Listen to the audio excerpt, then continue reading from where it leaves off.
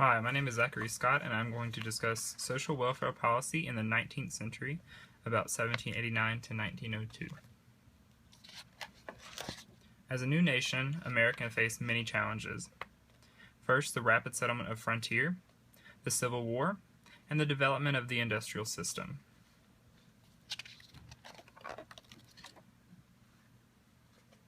The moral crusade was prevalent during this time, especially in the early 19th century. They focused on building institutions, converting people to evangelical Protestantism, conducting outreach, and prohibiting liquor. Some explanations for this crusade were to fight lawlessness, fight Irish and German Catholic immigrants, and to convert people to Protestantism. The religious backdrop of this time led to the concern of morality. However, the preoccupation with morality blinded people to social problems. Some of these social problems are lack of employment, an undisciplined economy, discrimination, and the lack of social institutions.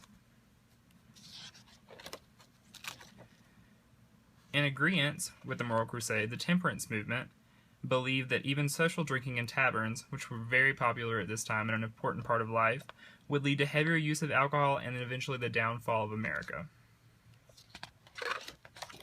By 1833, the American Temperance Society had over 6,000 chapters. They sought to restrict licenses for taverns, tax heavily alcohol, and limit alcohol sales. They suffered many analytical deficiencies, the main one being that alcohol use does not equal immorality.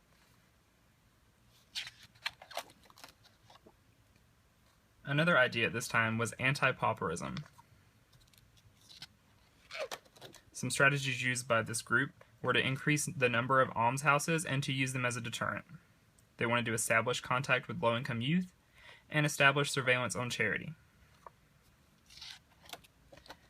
These almshouses were often very strict, they pushed religion, and they utilized Sunday school in order to get in touch with the youth of the day. Their flaw was the idea that being poor does not equal lack of moral character.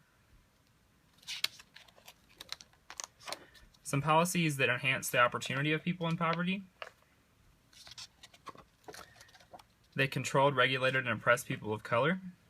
However, they did reduce imprisonment for people in debt, often farmers who borrowed money to start a farm. When that farm failed, they couldn't repay the debt and they went to prison. In 1830, all white males could vote in most jurisdictions. By 1860, the national network of primary and secondary schools was very impressive and created an outlet for people in poverty to enhance their life. During this time, there was much oppression of vulnerable groups. Two of these were women, who got caught in the cult of domesticity, and Irish immigrants, which because of their huge population and their Catholic religion, they were often discriminated against. Some precursors of the reluctant welfare state where social problems were viewed as simply pestilence. They were also viewed as a result of moral defect in the individual.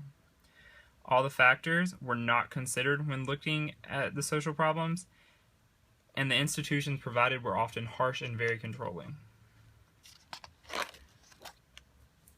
When looking at the social policies in place on the frontier, the first one is land policy. In the early and middle 19th century, most of the unsettled land in the United States was owned by the federal government. Most of the time, this land was auctioned off to the highest bidder, a practice developed by the 1780s, and it often enriched the lives of relatively affluent Americans, not people in poverty. Another policy was the conquest and oppression of first Americans and Spanish-speaking persons. Racism was rampant during this time, and they suppressed the first Americans and Spanish-speaking people.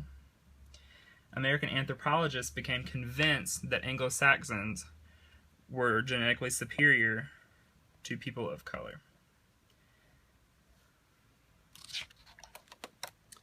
Finding laborers was very difficult. Most of the settlers in Texas imported their slaves from the South. A lot of people utilized Spanish-speaking populations, which provided the major source of labor for the cultivation of cotton, fruit, and vegetables in California. Asian immigrants also provided another source of labor. In the appraisal of frontier policy, the Americans that came to the frontier were often individuals. They viewed themselves as people, and they believed in limited government. The local institutions focused on property rights rather than the development of programs and institutions to help those in poverty. The frontier perpetuated and intensified individualism and racism. Latinos and Asians laborers were treated very brutally. The Civil War led to the oppression of many freed slaves. Often they were thrown into the world with no money or support.